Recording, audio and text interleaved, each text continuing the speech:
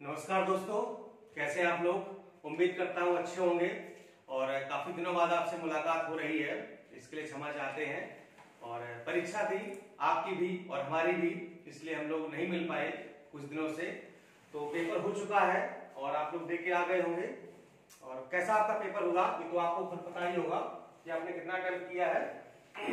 आज हम डिस्कस करने वाले हैं कि पेपर कैसा आया था और कट ऑफ कितनी जाएगी। ठीक है, सीटों की संख्या कितनी है, एक संभावित कट ऑफ क्या हो सकता है और आयोग उत्तर कुंजी कब जारी करेगा। ठीक है, इन प्रमुख मुद्दों पर हम लोग बात करेंगे। और जो आप लोगों की सबसे बड़ी डिमांड है कि बीईओ मेंस और आरओ मेंस के लिए क्लास कब से स्टार्ट होंगी, तो उस पर भी हम विस्तार से चर्चा करेंगे कि किस प्रकार से हम लोग समीक्षा अधिकारी और खंड शिक्षा अधिकारी के लिए मुख्य परीक्षा की तैयारी करेंगे। ठीक है, तो सबसे पहले आप बात करते हैं 11 अक्टूबर को, यानी कि कल जो पेपर हुआ पीसीएस का 2020 परिसंपन्न हो गया है। तो उस पेपर का स्तर कैसा था, यानी कि पेपर कैसा आया है और कितने विषयों से कितने प्रश्न आए हैं। ठीक है, तो देखिए, जैसा कि आपको मैं बार बार पहले भी चेतावनी देता रहा हूं कि पीसीएस का पेपर है तो इतना हल्का नहीं आएगा।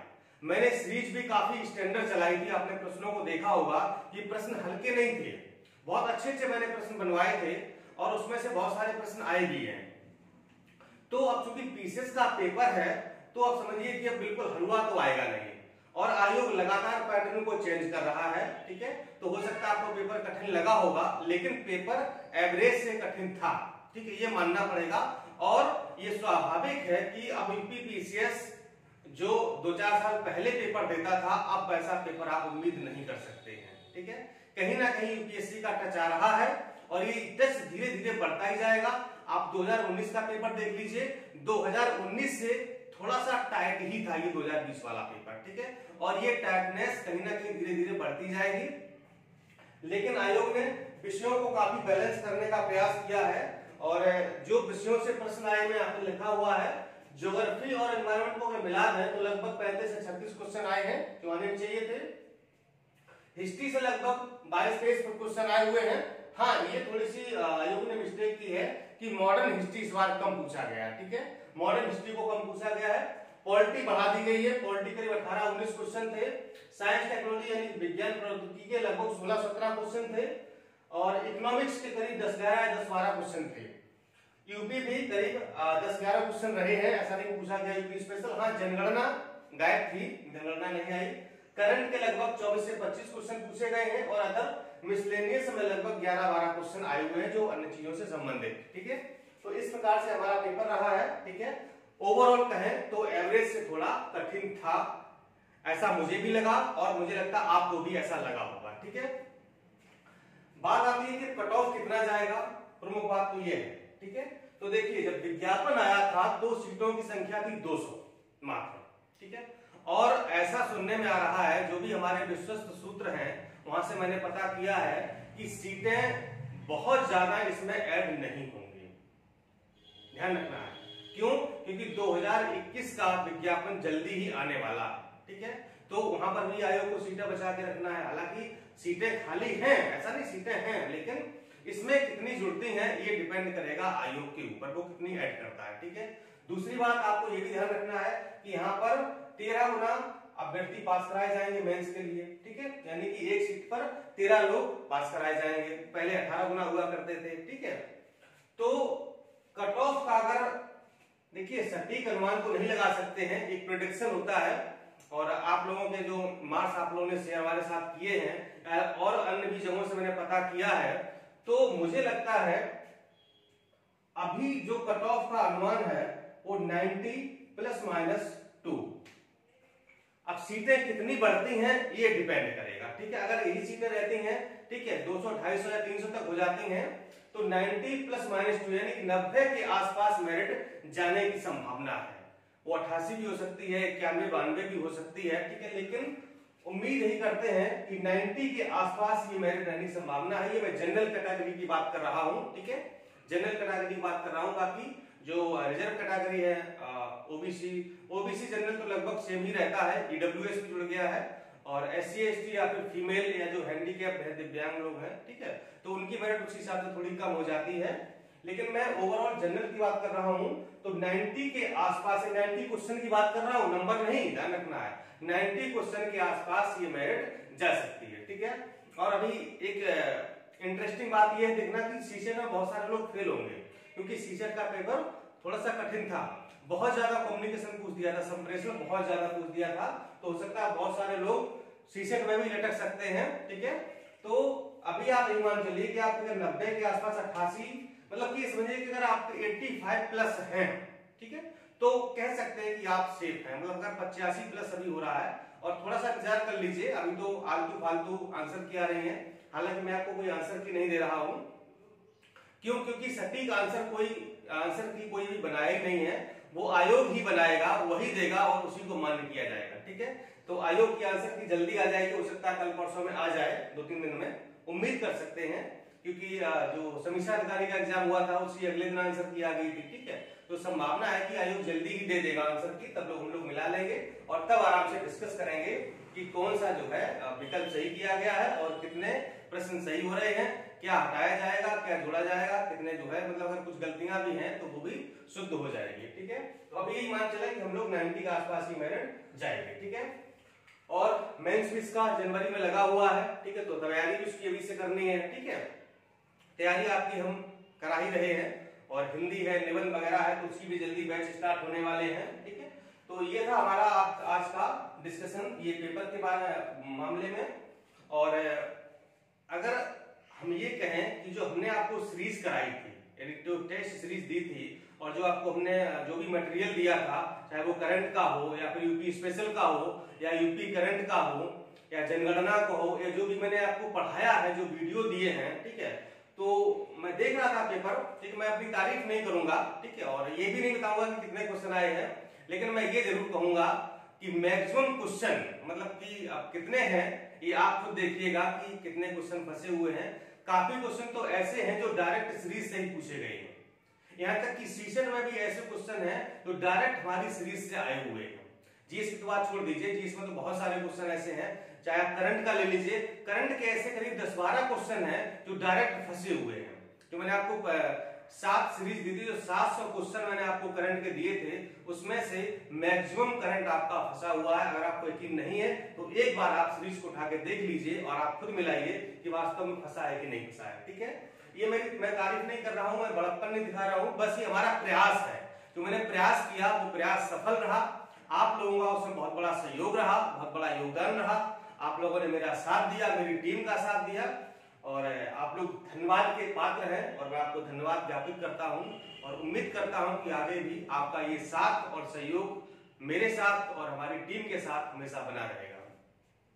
दोस्तों, जो प्रमुख बात है वो है खंड शिक्षा अधिकारी और समीक्षा अधिकारी पर हमें बात करनी है। आप लोग के बहुत सारे मैसेज आ रहे हैं, पर्सनल मैसेज आ रहे हैं, कॉल्स आ रहे हैं, पूछा जा रहा है कि अब तो सर स्टार्ट कर दीजिए। बिल्कुल, अब हम बिल्कुल फ्री हैं, कोई एग्जाम नहीं है, ठीक है।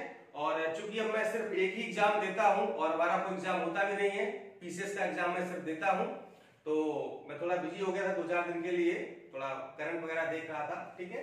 तो अब हम जल्दी ही खंड शिक्षा अधिकारी और समीक्षा अधिकारी का मेंस का बैच स्टार्ट कर देंगे। हो सकता है आज में या कल में आपको इसका नोटिफिकेशन, इसकी सूचना मिल जाए कि बैच कैसे बनेगा। हाँ, मैं एक बात और कहना चाहूंगा कि एक मैंने टेलीग्राम पर बैच ग्रुप बनाया था समीक्षा अधिकारी मेंस के लिए, आरओ मेंस के लिए, आरओ मेंस फाइटर के नाम से बनाया था, और मैंने ये कहा था कि सिर्फ वही सीरियस कैंडिडेट उसमें जुड़ेंगे जो मेंस दे रहे हैं या जिनका 120 के आसपास बन रहा है, ठीक है। लेकिन मैंने देखा उसमें करीब 1500-1600 लोग जुड़ चुके हैं, और बहुत सारे ऐसे लोग जुड़ गए हैं जो मेंस नहीं दे रहे हैं, लेकिन उन्हें की जबरदस्ती घुसने की आदत होती है, कहीं भी घुस जाते हैं, ठीक है।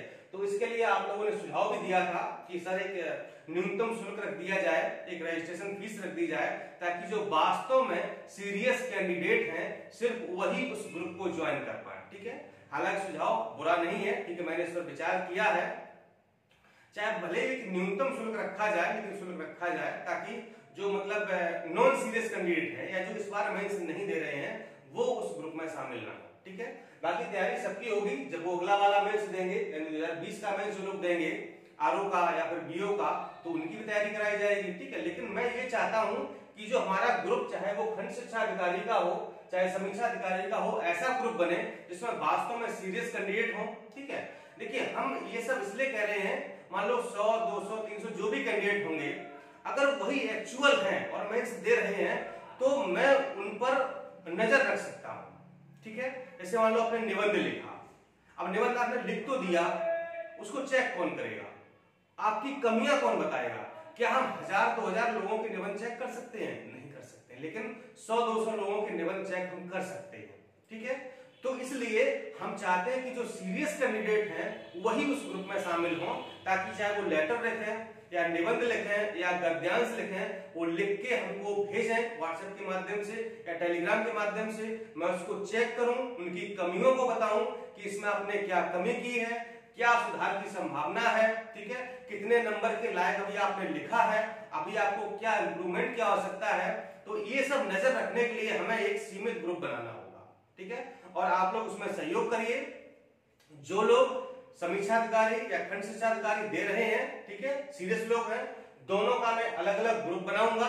ठीक है, व्हाट्सएप पर या टेलीग्राम पर, वहां आपको जुड़ना है, उस ग्रुप में एंट्री आपको करनी है और वहां पर आपकी प्रॉपर तरीके से तैयारी कराई जाएगी। एक एक स्टूडेंट पर हमारी नजर होगी कि कौन क्या कर रहा है और कब कब किसको कौन सा मटेरियल जाना चाहिए, कब क्या आवश्यकता है, चाहे वो जीएस हो, चाहे हिंदी हो, चाहे निबंध हो। आपको ध्यान रखना है कि खंड शिक्षा अधिकारी में जीएस डिस्क्रिप्टिव है, लिखने वाला जीएस होगा, ऑब्जेक्टिव नहीं होगा। तो लिखने वाले जीएस की भी हम व्यवस्था कर रहे हैं, ध्यान रखिएगा।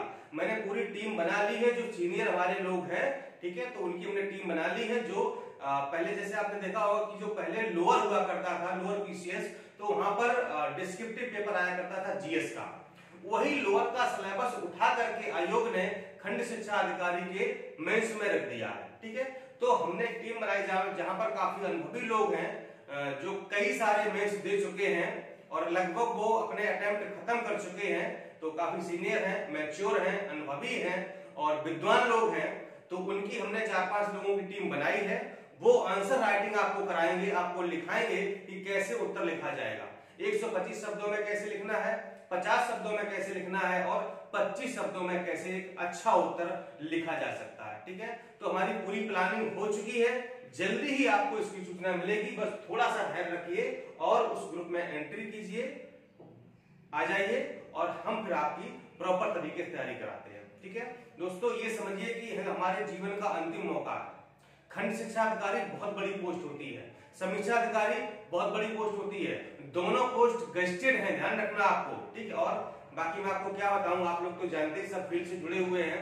जो लोग टीचर वगैरह हैं तो वो तो जानते होंगे कि टीचर के ऊपर खंड शिक्षा अधिकारी होता है, पूरे ब्लॉक का मालिक होता है। एक ब्लॉक में करीब 300, 400 या 500 अध्यापक होते हैं और सबके ऊपर वो होता है। ठीक है, यानी कि पूरा ब्लॉक उसके अंडर में होता है। तो आप सोच सकते हैं, ठीक है, कि उसकी क्या अहमियत होगी, क्या वैल्यू है और क्या उसका रेपुटेशन है। ठीक है, तो एकदम सीरियस होकर के, जो भी आपके पास 1 से 1.5 महीने का समय है बीओ के लिए, 6 दिसंबर को परीक्षा है, ये 22 दिसंबर को परीक्षा है। ठीक है, तो इतना कम समय बचा है और इतने कम समय में आपकी इतनी अच्छी तैयारी करवाएंगे कि शायद ही आप अपने से या कहीं और से कर पाएंगे। ठीक है, देखिए, क्योंकि सबसे बड़ा क्या तो अनुभव होता है, जो हमारा अनुभव है या जो हमारी टीम का अनुभव है वही आपके साथ हम शेयर करेंगे। ठीक है, अगर समीक्षा अधिकारी की बात करें तो मैं कैसे सेलेक्ट हुआ हूं, मैंने क्या पढ़ा है, शब्दावली कैसे पढ़ी है, लेटर कैसे राइट किया है, निबंध कैसे लिखा है, कंप्यूटर में क्या क्या पढ़ा था, गद्यांश कैसे लिखना है,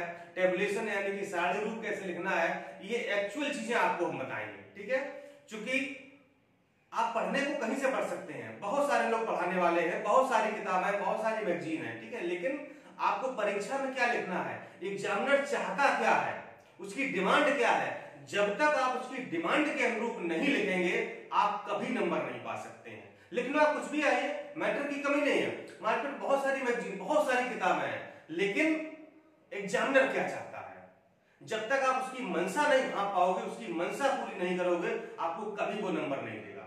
8 नंबर का अगर लेटर है, 3 लेटर आते हैं, 8 नंबर के लिखने 24 नंबर लेटर आते हैं। ठीक है, अब 8 नंबर के लेटर में अगर आप 6 या 7 नंबर नहीं पा रहे हैं तो फिर सिलेक्शन नहीं हो पाएगा।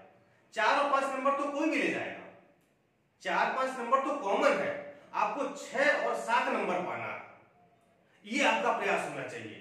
जब तक आप लेटर में 8 नंबर में से 6 और 7 के लिए प्रयास नहीं करेंगे तब तक आप सफलता से दूर रहेंगे। तो हमें वही कराना है कि 7 नंबर कैसे मिले लेटर में।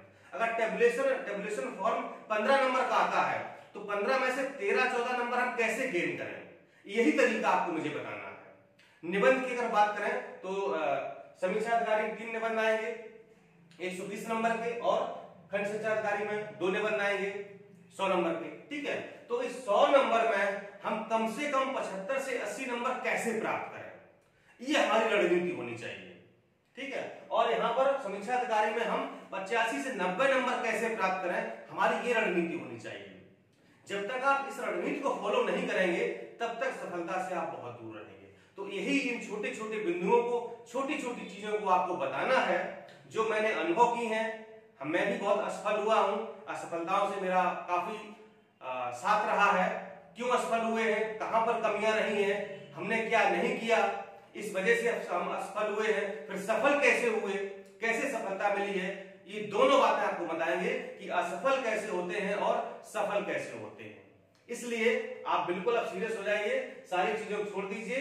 1-1.5-2 महीने का समय बचा है, बिल्कुल संन्यास धारण कर लीजिए और हमसे जुड़ जाइए, और एक एक बात पर हम लोग बिल्कुल बारीकी चर्चा करेंगे कि कैसे हम लोग अच्छा उत्तर लिख सकते हैं, कैसे जीएस में, हिंदी में या फिर निबंध में अच्छा नंबर गेन कर सकते हैं। ठीक है, कट ऑफ कितना भी जाए लेकिन हमें कट ऑफ से हमेशा 10-20 नंबर से ऊपर का करके आना है, ताकि हमें ये ना पछताना पड़े कि पता नहीं कितना जाएगा कट ऑफ, क्या होगा, मैं तो बॉर्डर पर हूं, क्या होगा क्या नहीं होगा। ठीक है, ये सारी चीज छोड़िए, 10-20 नंबर कट ऑफ से ऊपर करके आइए और निश्चिंत होकर बैठ जाइए कि बस अब रिजल्ट आने दीजिए, हम तो अधिकारी बन ही गए हैं।